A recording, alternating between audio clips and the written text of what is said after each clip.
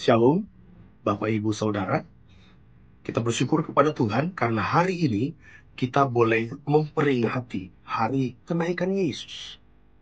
Dan dalam rangka memperingati hari kenaikan Yesus, saya mau mengajak kita untuk belajar bersama kebenaran firman Tuhan dengan sebuah tema, yaitu kenaikannya berdampak bagi spiritualitas kita. Mari kita baca bersama dari Kisah Rasul 1 ayatnya yang ke-8. Saya akan baca firman Tuhan. Tetapi kamu akan menerima kuasa kalau Roh Kudus turun ke atas kamu. Dan kamu akan menjadi saksiku di Yerusalem dan di seluruh Yudea dan Samaria dan sampai ke ujung bumi. Nah, yang menjadi pertanyaan untuk kita renungkan bersama yaitu, apa sajakah dampak yang dihasilkan atau yang ditimbulkan melalui kenaikan Yesus Kristus ke surga? Tentunya bagi spiritualitas atau kerohanian kita berdasarkan teks yang telah kita baca tadi.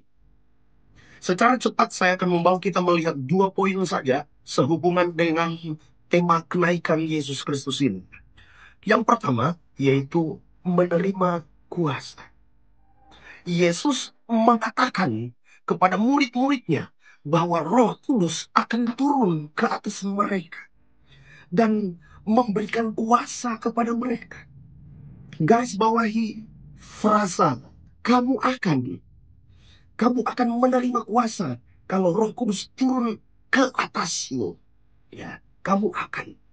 Sehingga pada akhirnya waktu kita membaca teks ini, pasal 1, pasal 2, kita akan melihat bahwa mereka bukan saja menjadi saksi Kristus, tetapi juga mereka melakukan banyak mujizat, tanda-tanda ajaib lainnya. Nah, kita kembali. Ingat, ini janji Yesus kepada para murid-muridnya. Dan janji ini baru terrealisasi 10 hari pasca kenaikan Yesus ke surga. Di mana ada sebuah peristiwa yang luar biasa yang terjadi kala itu. Yakni pencurahan Roh Kudus. Atau yang kita ketahui bersama yaitu hari Pentakosta. Tetapi melalui peristiwa ini juga janji Yesus kepada murid-muridnya bahwa kamu akan menerima kuasa. Itu baru terrealisasi, baru tergenapi dalam diri mereka, dalam diri setiap murid-murid pada pasal 2 itu hari Pentakosta itu. Dan Dr. Lukas dia mencatat bahwa hal-hal yang berkaitan dengan perkara-perkara ajaib yang dilakukan oleh murid-murid Yesus, di mana mereka mengadakan mujizat-mujizat, mereka mengadakan tanda-tanda, mereka menyembuhkan orang sakit, mereka menyembuhkan orang lumpuh. Bahkan Lukas mencatat bahwa Petrus, oleh kuasa Tuhan, Petrus membangkitkan Dorcas.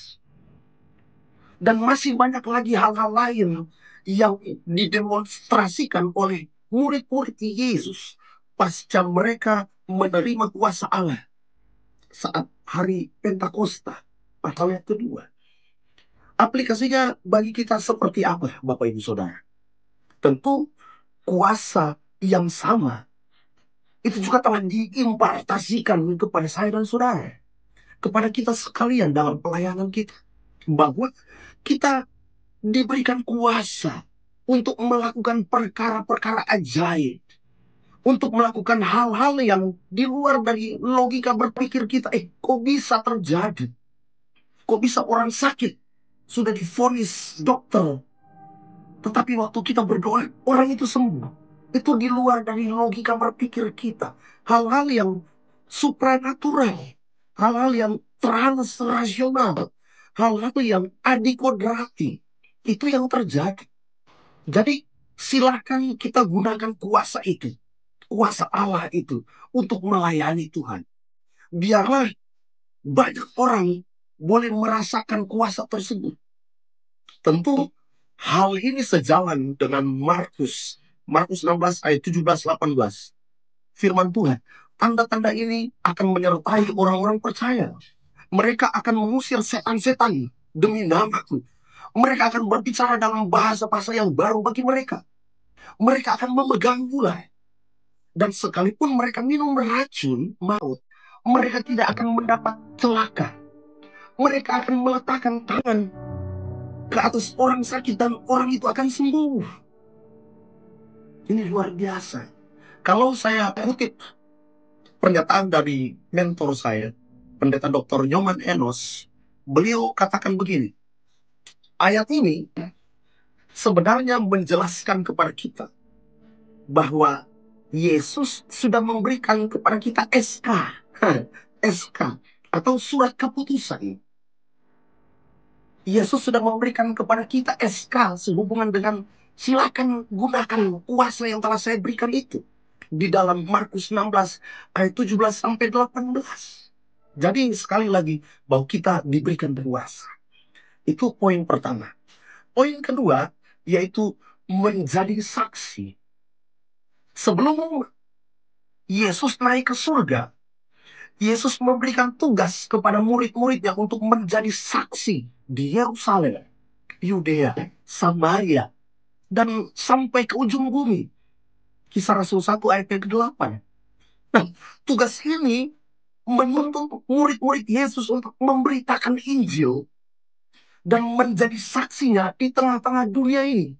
Bagi siapapun, terhadap siapapun. Mari kita perhatikan frasa menjadi saksiku. Menjadi saksiku. Dalam bahasa aslinya, menggunakan kata martures. Dari kata dasar martus. Yang berarti, yang pertama, seorang saksi. Yang kedua, saksi mata. Yang ketiga, yaitu saksi telinga. Saksi telinga. Bagi kita, orang Indonesia, konteks Indonesia, kita sering menggunakan diksi kata atau menggunakan kata saksi mata. Tetapi bagaimana dengan saksi telinga? Ini sesuatu yang asing bagi kita, saksi telinga. Tetapi sejujurnya, kata martus ini maknanya sangat dalam, Bapak Ibu Saudara. Mengingat ke-12 murid Yesus, termasuk di dalamnya Matias ya, pada akhirnya yang menggantikan Yudas, dan mungkin juga 70 murid Yesus yang lain. Mereka itu bukan saja sebagai saksi mata atas pelayanan yang dikerjakan oleh Yesus selama 3,5 tahun di bumi ini, tetapi mereka juga sebagai saksi telinga atas setiap firman yang diucapkan oleh Yesus. Jadi baik sebagai saksi mata maupun sebagai saksi, bagian dari saksi telinga, semua kejadian ini, ya, semua kejadian ini terekam dengan baik. Terekam dengan baik dalam memori para rasul. Terekam dengan baik dalam memori 70 murid yang lain. Sehingga sebelum Yesus terangkat ke surga, Yesus bilang kepada mereka, kamu akan menjadi saksiku. Kamu akan menjadi martures. Bukan saja di Yerusalem, tetapi juga di Yudea, di Samaria, dan sampai ke ujung bumi. Artinya apa, Bapak Ibu Saudara? Bahwa martures yang harus dikerjakan oleh para murid, sebenarnya ini adalah misi Allah yang bersifat global. Dan ya, pasca hari Pentakosta, Kisah Rasul pasal 2 tadi, yang telah kita baca, mereka ini mulai bergerak. Mereka mulai melayani di berbagai tempat untuk mengadakan banyak mujizat dan tanda. Mereka juga menjadi martures di seluruh dunia. Salah satu murid Yesus yang menjadi saksiku, atau menjadi martures sampai ke ujung dunia, yaitu Rasul Thomas. Rasul Thomas, dia memberitakan Injil hingga dia tiba di India, Bapak Ibu Saudara. Thomas, dia menjadi saksiku sampai dia mati di India sebagai seorang martir di India. Nah, jadi dalam rangka kepergian Yesus ke surga untuk menyiapkan tempat bagi saya dan saudara, bagi kita. Dan bahwa dia akan datang kembali. Tetapi dari sisi saya dan saudara, Tuhan meminta supaya kita juga menjadi saksi, saksiku. Tuhan juga meminta supaya kita menjadi martures. Dan perintah ini berkorelasi langsung dengan Matius 28 ayat 19 sampai ayat yang ke-20. Sebagai kesimpulan kita, kenaikan Yesus Kristus tentunya berdampak bagi spiritualitas kita. Yang pertama, bahwa kita menerima kuasa, dan yang kedua, kita menjadi saksi.